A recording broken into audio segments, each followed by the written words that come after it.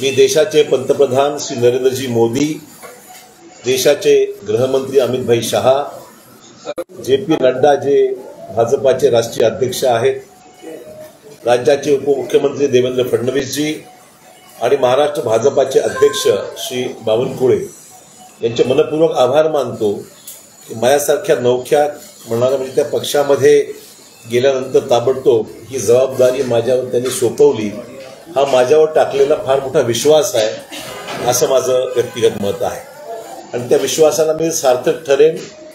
भाजपाचं काम राज्यामध्ये अधिक वाढवण्यासाठी माझ्याकडून संपूर्ण सहकार्य आणि मदत आणि मेहनत निश्चित मी घेईल आणि महाराष्ट्राचे प्रश्न, महाराष्ट्रातील विकासात्मक ज्या कल्पना आम्हा सर्वांच्या आहेत, जनसामान्याच्या आहेत, त्या राज्यसभेच्या सभागृहाच्या माध्यमातून निश्चित केंद्र सरकारच्या समोर आणून त्याच्यावर न्याय निश्चित मिळेल याबद्दल मला खात्री आहे. त्यामुळे त्यांनी जो विश्वास माझ्यावर व्यक्त केला आणि ताबडतोब ही जबाबदारी घेऊन जी या ठिकाणी व्यक्त केलेली आहे त्याबद्दल माझे शब्द अपुरे पडतायत.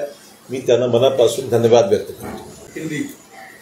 आज भाजपा की राज्यसभा की उम्मीदवारों की घोषणा अभी हुई है और मुझे खुशी है कि आज भाजपा के इस लिस्ट में मुझे यहाँ पर स्थान मिला है.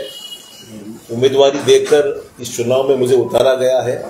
इसलिए मैं देश के प्रधानमंत्री श्री नरेंद्र मोदी जी, देश के गृहमंत्री अमित शाह जी, राष्ट्रीय अध्यक्ष भाजपा के श्री जे.पी. नड्डा जी और महाराष्ट्र के उप मुख्यमंत्री देवेंद्र फडणवीस जी और महाराष्ट्र भाजपा के अध्यक्ष श्री बावनकुळे जी, इन सब का मैं तहे दिल से शुक्रिया अदा करना चाहूँगा कि मेरे जैसे व्यक्ति को तुरंत उन्होंने एक ताकत देने के हिसाब से, काम करवाने के हिसाब से मुझे राज्यसभा में उन्होंने मुझे मौका काम करने का यहाँ पर इरादा उनका घोषित किया है. और मैं भी मेरी तरफ से जो भी अनुभव आज मुझे है राज्य के प्रशासन में, मैं पहले भी सांसद रह चुका हूँ लोकसभा में 2 बार, उसका पूरा फायदा भाजपा को और खास करके जो देश की जनता की अपेक्षाएं हैं उनका आवाज़ बुलंद करने के लिए निश्चित तौर पर सभागृह में, हाउस में उठाऊंगा.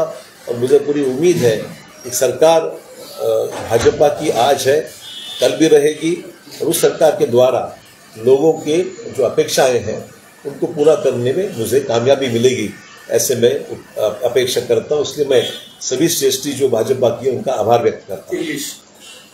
Today the list of the Rajya Sabha candidates of the Bharatiya Janata party has been announced and I am very glad to know that my name has been announced as the candidate for the BJP in Maharashtra.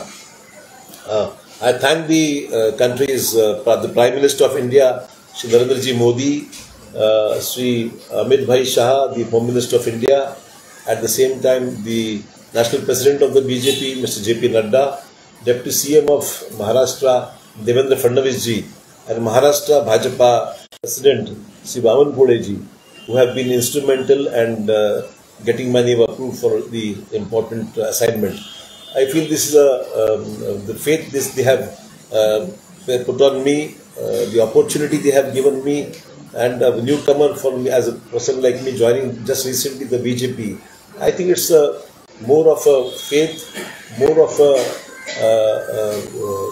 from the BJP side that they have they think that I am capable and that's why they have entrusted this responsibility to me.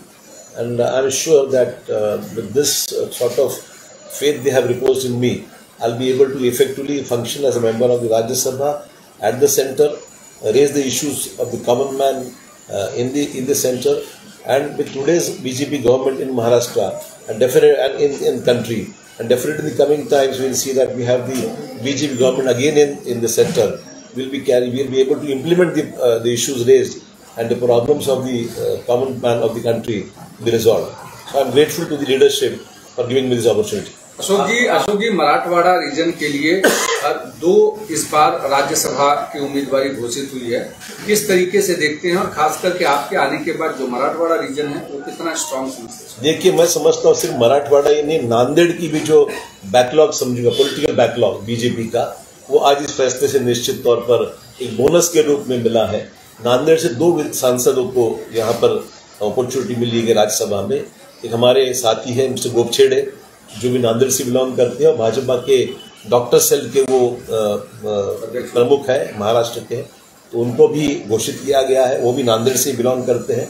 तो मुझे खुशी है कि नांदेड़ एक दूध शक्कर आयोग जिसे कहते हैं, दूध के साथ शक्कर की मिलावट दोनों हो गई है और दोनों मिलने के बाद में मुझे लगता है कि बड़े दिनों के बाद नांदेड़ को 2 सांसद राज्यसभा में जाने का मौका बड़े दिनों के बाद मिला है। और अभी आने वाला समय भी लोकसभा का सांसद भी नांदेड़ में भाजपा का ही होगा, इसलिए 3 सांसद नांदेड़ देगा, ऐसे मैं उम्मीद करता हूँ। तर संजय राऊत म्हणतायत की नांदेडची जागा निवडून आणण्यासाठी रावणाला भाजपाला सोबत घ्यावं लागलं, भाजपाला रावणाला सोबत घ्यावं लागलं असं संजय राऊत म्हणतायत। तुमचा उल्लेख रावण असा केला।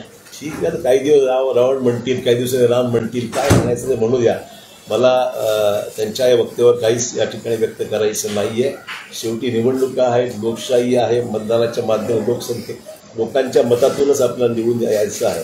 आणि मला खात्री आहे की नांदेडला जे बलस्थान, जे राजकीय बलस्थान आम्ही निर्माण केलेलं आहे ते अबाधित राहील आणि नांदेडची लोकसभेची जागा सुद्धा भाजपाच आम्ही जिंकून आणू। निश्चितच 2-2